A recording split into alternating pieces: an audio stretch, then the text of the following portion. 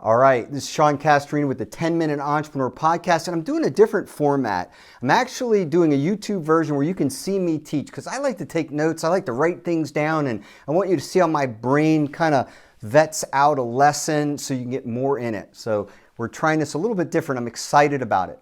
I'm always excited when I get to teach. But I was watching, the Undercover Billionaire last night, and there were so many things about it that were fascinated me. And one thing was really cool. It helps when you're verified on Instagram, but I actually sent Grant Cardone a message this morning because I told him, I said, you had everything to lose, in my opinion. And you did that show, and you just get all my respect. And he actually messaged me back, and I thought that was so cool.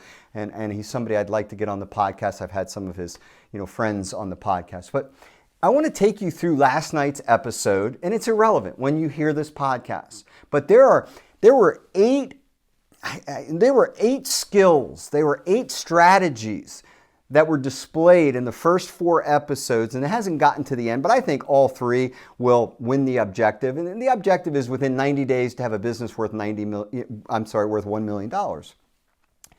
I don't know how they're going to evaluate those, because for a business to be worth $1 million in my world, it probably within 90 days would have to have brought in $250,000. So I'm curious what that standard's going to be. But neither here nor there. All 3 of them, Elaine, Grant, and Monique, incredible to go all in, to go a different part of the country, get dropped off with $100 on camera, and then try to build something incredible, something worth $1 million. But there was something that all eight of them did. All 8 of them had basically followed this formula to this point. And it's something that I think you need to understand. The title of this lesson is, being a millionaire, it is a skill. Being a millionaire, it's a skill. You either have it or you don't, but you can learn the skill. Being a millionaire is an occupation. And I was thinking about that when I watched it. I was saying it to my family. I'm like, they didn't teach me any of this in college. I went to undergrad and grad school. I didn't learn any of these things. The problem is we don't teach students how to be successful in college. We teach them a career, but we don't teach them how to be wealthy, how to amass wealth, how to protect wealth, how to leverage wealth. We teach them, you get a job, you work your whole life, hopefully you stay in that job, get better at it, retire one day, hang on for dear life with whatever money you saved. Obviously, millionaires, we think a lot differently than that. But let me take you through what I saw as 8 things that you need to put in your arsenal, because I thought they were incredible. Number 1 is they set weekly goals. All of them had kind of where they wanted to be a week from now. Weekly goals. Grant was the biggest one that did this, and I love that. Again, you had Grant Cardone. He was really big on the daily goal. I personally think he's going to do better. This is just my opinion. I have no idea what the outcome is, but I liked his formula the best. But I think all 3 of them are super sharp and all that. But he had a daily goal. One of his daily goals was they were each given $100. He didn't want to spend any of his money. So he wanted to guard that $100. And it's funny because the other 2 were like looking at hotels and motels, things like that. They were going to pay for a night's rent.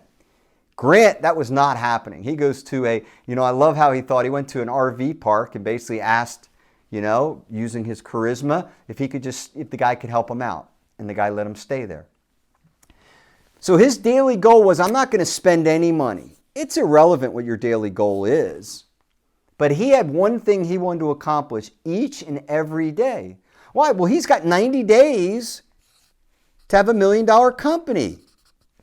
Okay? So you got to kind of break your goals into weeks, into daily goals. And each of them did that. So I really like that. I'm a big believer in daily goals. One of mine is that what can I do today to advance my platform? Okay, I reached out to Grant on Instagram. Now I do that every day. I try to reach out to somebody who's so much further down the road. And I felt like Grant was, he's genuine. He's definitely a shaker and a mover, and I thought he would appreciate the message I sent him, and he did. And I actually was not surprised that he replied, because I think he's that kind of guy, and I respect that.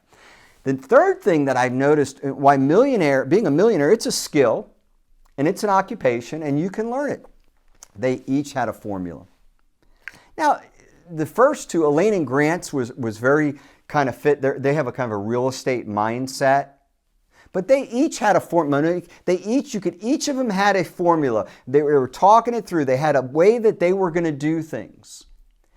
I have a formula in business. Now, my formula is a little different. I haven't amassed anything close to the wealth they have, but I have a formula that works for me. In other words, if you drop me in a city, I know how I would generate money. I would try to create a service company. Okay? That's just my go-to. Or an advertising piece. Okay? That's mine. Now, yours, Mark Cuban has a whole different method that he would do, and other people have different methods that they would do. If you watch Shark Tank, they all have their formula, but successful people have a formula on how they do it. I have what I use. I know what I believe in. It's worked for me. And each one of them went to where they felt comfortable. They each went to, like Grant started immediately looking at real estate. Right away, the first two, Elaine, who's an investor, a developer, and a designer, very comfortable in that real estate area. Her and Grant, who both understand real estate, immediately within the first 3 days started looking at property. Okay? Now, Monique, she has a different formula, and I think it's going to be a successful one as well. And I'm going to kind of bring her in a little later because it applies to her. So you got to have a formula. You got to come up with, that's why I like people starting a business and getting one off the ground. Because you work from that formula, you get that one success. My first business was a service company, and it did really well, and I've rinsed and repeated for 25 years. And when I have veered out of that lane, that service lane, I've lost money. So have a formula. The next thing they did, this is so important, they each got a job, a job. Now, how they got paid, I like that Grant would not work by the hour. The rest of them did, so I think he's way further down the road than that. He definitely wasn't working by the hour. He ended up getting a $10,000 advance on his income. That's why I think he'll do better at this than everyone else. But they all understood that they had to survive. And I think sometimes we start a business and we think it's a reason for us to not work. And I always worked. I worked when I did my first startup. Matter of fact, I've never quit a job yet to start a business. So they immediately started generating income. And sometimes our pride gets in the way. There's a lot you can learn from working for somebody. And you're going to look, and it's funny because Elaine already now is partnering with the person she's working for. But we're going to get to that in just a second here. Okay, so you got to work.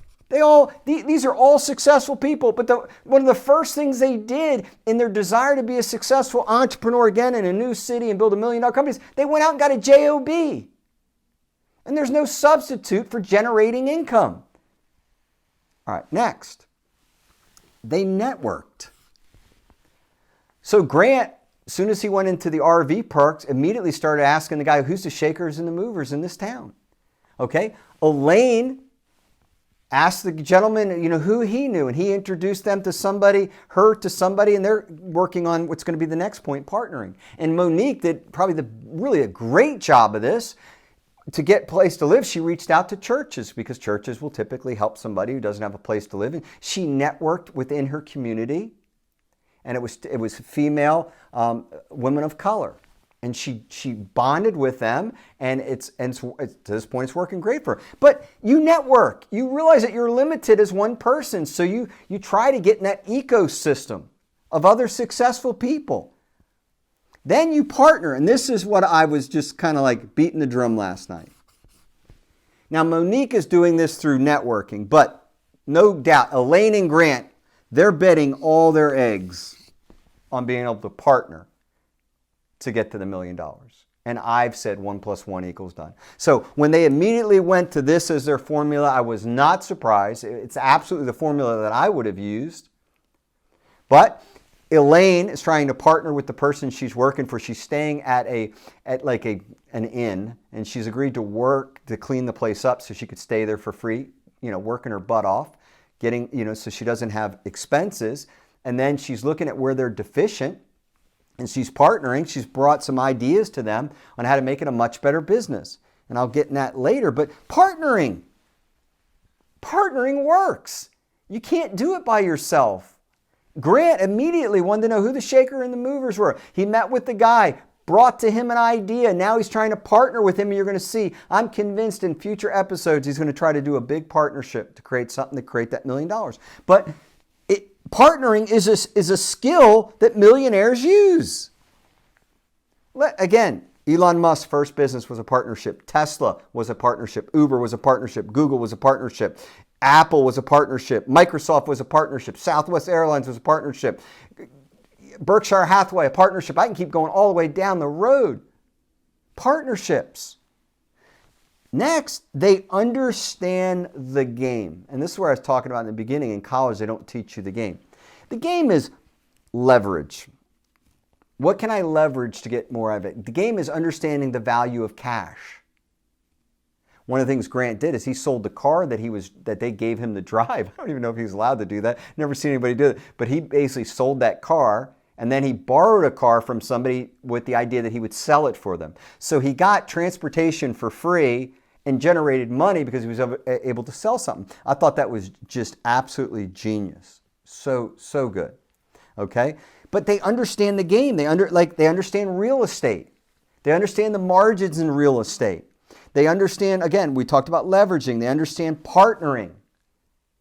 They understand all the pieces on the board, all of these three people, and they may use them a little bit differently, but the rest of the world's playing checkers, going to the end of the board, trying to get to the end of it and become, what is it, where you get to be a king, and then you come back and two ways. You go this way and that way. Chess, every piece moves, has multiple different ways. You got the pawn, you got the bishop, you got the rook, you got the queen. They all move differently, the horse. And they understand the game. And then number 8 is they stay in their lane. Grant, again, he is drilling down on his ability to sell and real estate and market. That is his lane. Sales, real estate, okay, and then marketing. And that's what he's doing. Sales, real estate, marketing. Elaine, okay, real estate, developing, design. Monique, now I think hers is really unique, but I love her backstory. She's a movie mogul, and she was married to Timbaland and built an incredible, music company. But her story is she had inflammation. And she found the value in, I think it was ginger shots. So she really understands this lane. And she's like, well, I can make ginger shots for 17 cents. And they sell between $4 and $6. See, that's her lane. She understands it. It was like she knew exactly where there was a nice margin to make money. All three of them have a lane.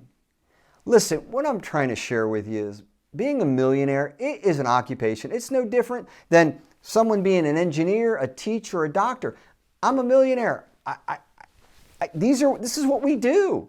You can take us to anywhere, and this is the formula, pretty much 7 out of 8 of these, this is what most millionaires would do. We would set weekly goals. We try to have a daily goal we try to accomplish. We have a formula, okay? You got to make income so our pride doesn't get in the way. We go out and get a job.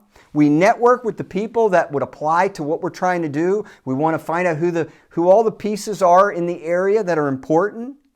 We're going to partner with the people that can help us get to where the 1 + 1 = done. We want to, we understand the game, so we understand we need these critical players. That's why we network, because we know all the pieces, and then we partner with somebody who's within the network, but we understand that's the game. And we try to find our lane. We each have something that we're really good at, that we're comfortable, where we've had pre-existing success. This is the skill and the occupation of being a millionaire. And I'm so excited to teach you that today. And I hope this lesson helps you so much, and I'm confident it will. Again, what I did is I taught you the skill and the occupation of being a millionaire. This podcast is brought to you by Get Started Marketing. If you need more, you need more leads, you need more people coming to your website, you need more eyeballs, you need to attract more people, GetStartedMarketing.com. They're incredible. Reach out to them. They'll really help you if you need to create more traction, more leads. Again, thank you so much for listening to the podcast.